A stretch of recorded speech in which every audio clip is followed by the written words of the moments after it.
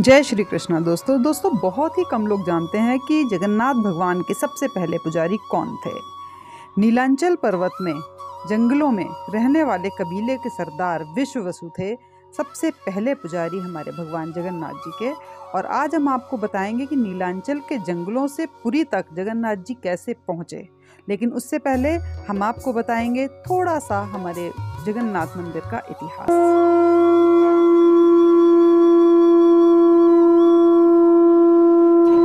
माना जाता है कि भगवान विष्णु जब चारों धामों पर बसे अपने धामों की यात्रा पर जाते हैं तो हिमालय की ऊंची चोटियों पर बने अपने धाम बद्रीनाथ में स्नान करते हैं, पश्चिम में गुजरात के द्वारिका में वस्त्र पहनते हैं, पुरी में भोजन करते हैं और दक्षिण में रामेश्वरम में करते हैं विश्राम। द्वापर के बाद भगवान कृष्ण पुरी में निवास करने लगे और बन गए जग के नाथ अर्थात जगन्नाथ। पुरी का जगन्नाथ धाम चारों धामों में से एक है। यहाँ भगवान जगन्नाथ बड़े भाई बलभद्र और बहन सुभद्रा के साथ विराजते हैं।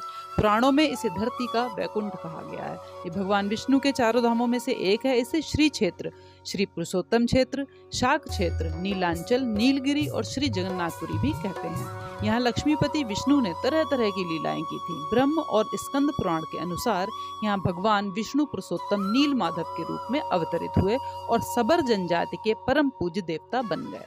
सबर जनजाति के देवता होने के कारण यहाँ भगवान जगन्नाथ का रूप कबीलाई देवताओं की तरह है। पहले कबीले के लोग अपने देवताओं की मूर्तियों का काष्ठ से बनाते थे। जगन्नाथ मंदिर में सबर जनजाति के पुजारियों के अलावा ब्राह्मण पुजारी भी हैं।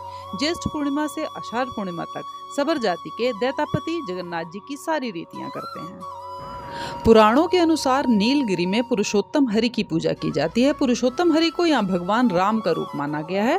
सबसे प्राचीन मत्स्य पुराण में लिखा है कि पुरुषोत्तम क्षेत्र की देवी विमला हैं और यहाँ उनकी पूजा होती है। रामायण के उत्तराखंड के अनुसार भगवान राम ने रावण के भाई विभीषण को अपने इक्ष्वाकु वंश के कुल देवता भगवान जगन्नाथ की आराधना करने को कहा।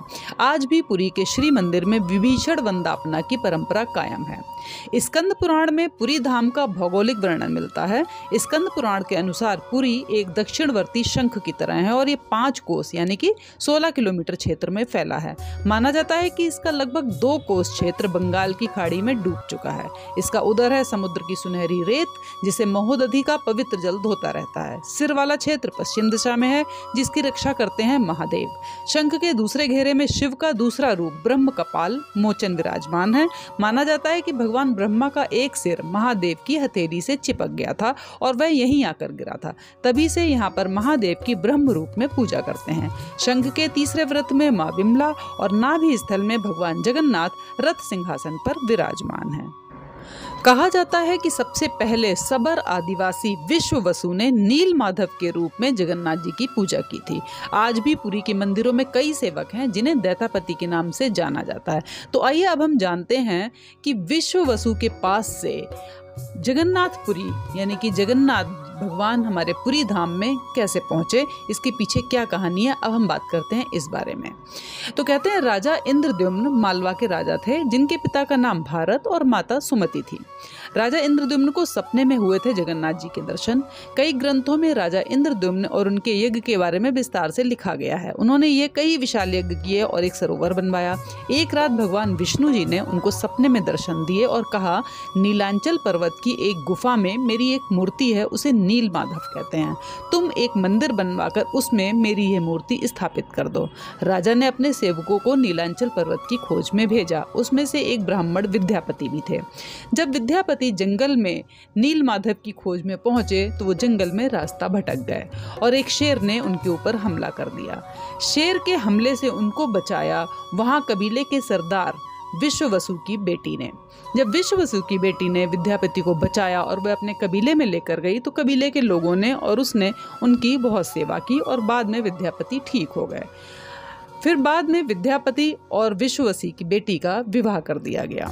लेकिन विद्यापति को ये ध्यान था कि वो किस लिए वहां पर पहुंचे हैं और विद्यापति जी वहां पर रहते हुए ये जान चुके थे कि विश्ववसु ही नील माधव के मुख्य पुजारी हैं।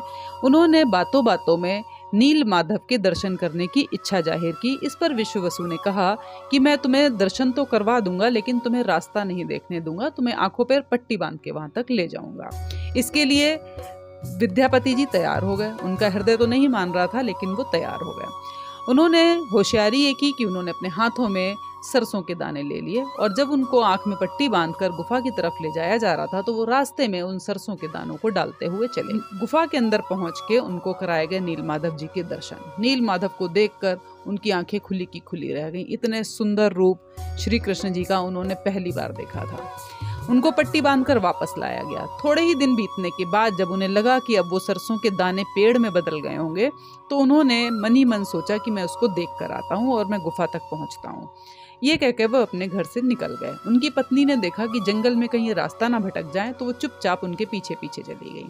उन्होंने देखा कि नीलमाधव जी सीधा गुफा तक पहुंच गए सरसों के पेड़ को देखते देखते और वो गुफा के अंदर पहुंच गए। वहां पे उन्होंने नीलमाधव की मूर्ति की चोरी कर ली और वो वहां से चले गए।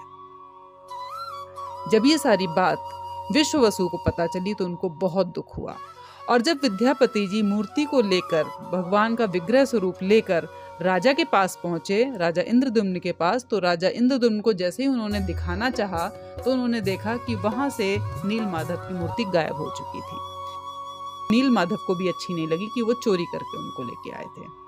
ये देखकर इंद्रद्युम्न बहुत दुखी हुए और उन्होंने श्री कृष्ण से प्रार्थना की कि उन्हें आगे का रास्ता बताया जाए।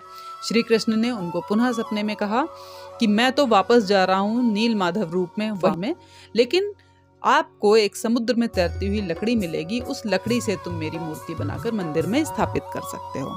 सुबह ही जाकर जब इंद्रद्युम्न ने देखा तो समुद्र में एक लकड़ी तैर रही थी। उन्होंने कई लोगों को बुलाकर उस लकड़ी को बाहर निकालना चाहा। बहुत बड़ा लकड़ी का टुकड़ा था वो, बहुत ही भारी। कई लोगों ने मिल के भी उस लकड़ी को बाहर नहीं निकाल पाया। इंद्रद्युम्न ने दोबारा फिर कृष्ण जी से प्रार्थना की तो उन्होंने कहा कि आप विश्ववसु को ही बुलाकर लाइए, जब वो इसमें हाथ लगा देगा तभी इससे कुछ आगे काम हो पाएगा, नहीं तो नहीं हो पाएगा। इंद्रद्युम्न ने विश्ववसु को बुलवाया और कहा कि कृपया उनकी सहायता कीजिए। तब विश्ववसु ने उस लकड़ी को हाथ लगाते ही वो लकड़ी आराम से उठ गई और उसके बाद बारी आई उसको बनाने के लिए कारीगरों की। कारीगरों को बुलाया गया लेकिन कोई भी कारीगर उसमें छेनी हथौड़ा कुछ भी नहीं लगा पाया।